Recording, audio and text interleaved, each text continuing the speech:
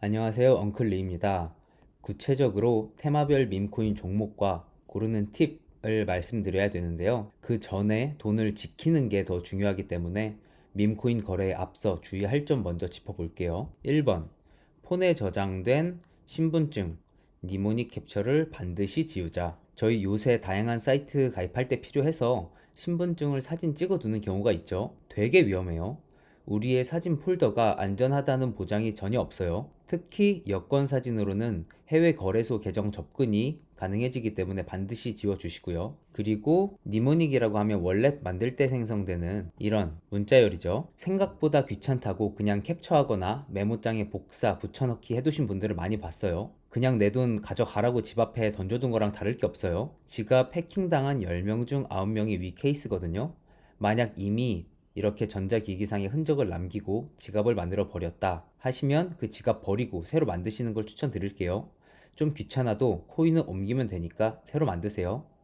다음 2번, 허니팟 낚시에 당하지 말자. 허니팟이란 말이 있어요. 매도할 수 없게 되는 거예요. 가끔 특히 신규 코인들 상장 당일이나 해서 미친 듯이 노밖으로 오르는 애들이 있거든요. 이게 사람 심리가 장 분위기도 좋고 나도 좀 먹어서 자신감도 있고 하면 그런 걸 못 참아요. 그래서 사면 어떻게 되냐? 그 산 계정이 락이 걸려서 다른 지갑 전송도 못하고 이런 데서 매매도 아예 되질 않아요. 거르는 방법은요.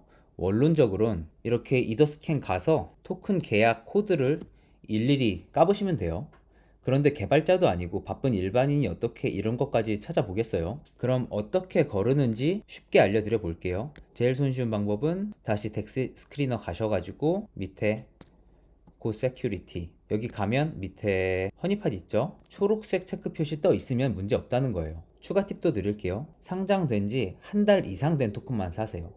만약 이렇게 아기가 있는 토큰이라면 한 달 정도 텀이면 차트가 이렇게 완전 죽어 있을 거예요. 결론은 고 세큐리티 가서 직접 체크를 하거나 신규 토큰은 매매하지 말자. 이렇게 정리를 할게요. 3번, 에어드랍 낚시에 당하지 말자. 지갑을 오랜만에 보거나 하면 가끔 사지도 않은 처음 보는 토큰들 잔액이 떠요. 그 코인들 꽁돈이라고 거래소 와서 바로 팔다가 잘못되는 수가 있어요. 어떻게 되냐면요. 저희가 에어드랍 받은 코인들을 주피터 와서 매매를 한다고 해볼게요. 그러면 이렇게 우측 상단에 월렛 부분에서 뭘 승인 해달라고 메시지가 뜨죠. 그러면 저희가 승인 눌러서 매도를 실행하겠죠. 이때 걔네가 맘대로 지갑을 탈취하는 계약을 섞어놔요. 팬텀 지갑은 그래도 이게 어떤 메시지다 라고 좀 알려주는데요. 메타마스크는 알기도 힘들어요. 저희가 매매할 때 애초에 일일이 메시지 내용을 확인 안 하는 점을 노린 해킹이죠. 그런데 문제는 에어드랍을 받을 일이 요새 꽤 많거든요. 그럼 어떻게 하냐? 방법을 알려드릴게요. 모르는 에어드랍 토큰이 입금되어 있다 할 때는요, 한 달 정도 텀을 두고 기다리시면 돼요. 한 달 뒤에도 받은 코인의 시가 잔액이 10만원 정도 이상 되더라. 공짜로 불특정 다수한테 뿌린 코인 가격이 어느 정도 가격이 유지된다? 그럼 그건 찐 에어드랍. 매매해도 되는 거고요. 이와 반대로 좀 지나고 봤더니 잔액이 몇백 원 되어 있다. 이건 대부분 그냥 스킴 종목이거든요. 몇백 원 때문에 쓸데없는 트랜잭션을 일으킬 필요가 전혀 없어요. 정리하면 나도 모르는 에어드랍을 받았다면 한 달은 그냥 내버려 두자. 4번, 월렛 커넥트는 최대한 거부하자. 기본적으로 해킹은 저희가 특정 사이트를 접속한다고 해서 당하지는 않아요. 기술적으로 그런 건 없어요. 사고는 월렛 커넥트 버튼을 누른 후에 발생하죠. 문제는 저희가 뭘 하든지 이 지갑 연결을 해야 될 때가 많거든요. 이게 로그인 개념이니까요. 주의점 알려드릴게요. 시장 누구나 다 아는 초대형 거래소나 프로젝트 및 그들 사이트에서 제공하는 링크 외에서는 지갑 연결을 하지 말자. 불과 2, 3년 전까지만 해도 어떤 경우가 있었냐면요. 구글에 누구나 알만한 프로젝트를 검색해도요. 이런 지금 보이는 공식 프로젝트가 아니라 이름만 똑같은 스캠 사이트가 최상단에 떴어요. 구글에 광고비 때려 박아서 진짜 사이트보다 위로 끌어올린 거죠. 거기 사이트에서 지갑 연결하고 털린 사람들 엄청 많았어요. 이젠 그래도 산업이 커졌죠. 구글에서 관리를 해서 큰 프로젝트의 공식 사이트는 그럴 일이 없거든요. 이런 곳들만 즐겨찾기를 해 두시고 이런 데서 접하는 프로젝트의 사이트만 신뢰를 하세요. 추가로 이런 경우도 있거든요. 이런 유니스왑 같은 대형 서비스도 디스코드나 트위터 계정은 그냥 마케팅 직원이 관리를 하겠죠. SNS일 뿐이잖아요. 그래서 해킹이 아직도 종종 있어요. 설사 이더리움 공식 재단의 SNS라도 올라온 지 1시간도 안 된 글의 링크로 접속해서 지갑을 연결하는 건 자제해 주세요. 5번 시총 30밀 이하 밈코인과 신규 코인은 피하자. 밈코인 매매는 이제 도박은 아니고 투기죠.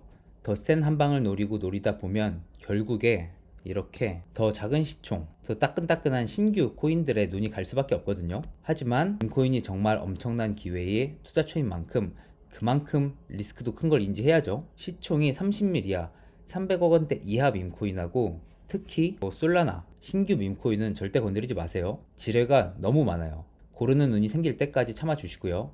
저흰 한 요정도 시총 30밀 정도 하나 400억 원 이상 되는 밈코인만 매매를 하는 걸로 하죠. 6번 덱스투를 꼭 활용해서 지뢰를 거르자. 허니팟, 블랙리스트, 락업 이렇게 3개는 필수로 확인해야 돼요. 페페를 예시로 설명드릴게요. 보면 덱스 스크리너에서 종목 검색했고요. 페페가 많죠. 밈코인은 아무나 이름 지어서 만들 수 있으니까요. 진짜 페페는 시총 5조 정도 되는 예죠. 하단 볼게요. 이렇게 3개가 다 비슷한 서비스를 제공하는 거거든요. 저희 대신 이 토큰의 코드를 검사해주는 거죠. 볼게요. 보면 허니팟은 아까 말씀드렸죠. 블랙리스트는 원래 이렇게 뜨면 되게 위험한 거예요. 개발자가 맘대로 특정 지갑 매도 못하게 할 수 있거든요. 재밌는 게 올 초에 대상승한 큰 코인들 중에 이렇게 블랙리스트가 열려있는 애들이 많거든요. 지나고 보니까 정황상 일부러 겁줘서 개미들이 매수 못하게 한 거죠. 그렇다고 이 블랙리스트가 안 중요한 건 절대 아니에요. 중앙화 거래소가 아니라 탈중앙화 거래소에서 매매할 때는 이 블랙리스트가 경고 뜬 건 사시면 안 돼요. 마지막으로 요 락업도 한번 볼게요. 올라가셔서 리퀴디티에 자물쇠 표시 있죠? 일부러 모든 안 좋은 예를 다 갖고 있는 페페로 예를 들고 있어요. 원래 이것도 이 락업하고 유동성 버닝까지 거진 100%, 최소 95% 이상 수치가 떠야 되거든요. 락업 버닝을 안 했다는 건 개발자가 만들어서 자기가 다 들고 있는 거예요. 아주 위험하죠. 이 페페는 정말 큰 세력이 작정하고 올린 놈이니까 이런 걸 다 무시하고도 이제 레벨을 버티고 있는데요. 그럼에도 불구하고 좀 새로운 종목을 찾아볼 때는요. 락업 버닝 비율 95% 이상인 애들만 보세요. 추가로 UNCX 사이트 가면 락업 기간도 볼 수 있거든요. 길수록 좋겠죠. 락업 기간이 너무 짧으면 락업한 의미가 없잖아요. 영상 내용은 이 정도로 마무리하고요. 주의할 점이 참 많죠. 만약에 이런 거 다 귀찮고 난 다 귀찮고 모르겠다 하시면 그래서 제가 있는 거잖아요. 종목을 콕 집어드리기는 힘들겠죠. 그래도 제가 자주 보여드리거나 언급하는 애들은 스크리닝을 한번 거친 애들이니까요. 골라서 관심 가져보시면 될 것 같아요. 구독과 좋아요 부탁드리면서 영상 마치겠습니다.